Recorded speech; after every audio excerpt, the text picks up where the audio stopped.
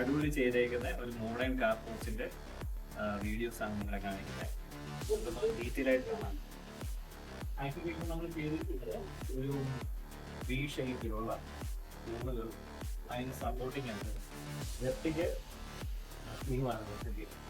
പിന്നെ അതേപോലെ തന്നെ ഒരു പ്രത്യേകത എന്ന് പറഞ്ഞാൽ ഇവിടുത്തെ നമ്മുടെ സാറിൻ്റെ ഒരു മെയിൻ കൺസേൺ ആയിരുന്നു പുള്ളിക്ക് ബ്ലാക്ക് കളർ ഫിനിഷ് വേണമെന്നുള്ളത്. സോ ഇൻസൈഡിൽ നമ്മൾ ചെയ്തിരിക്കുന്ന ക്ലാഡിംഗ് ഷീറ്റുകൾ, അതേപോലെ തന്നെ ടോപ്പ് നമ്മൾ കൊടുത്തിരിക്കുന്ന GA ഷീറ്റുകളും എല്ലാം തന്നെ ഒരു ഗ്രേ ആൻഡ് ബ്ലാക്ക് കോമ്പിനേഷൻ കൊടുത്തിരിക്കുന്നത്. പിന്നെ ഇതിലേക്ക് വരികയാണെങ്കിൽ നമ്മൾ മെയിൻലി നോക്കേണ്ടത് ഇതിന് ഫിനിഷ് ചെയ്യും.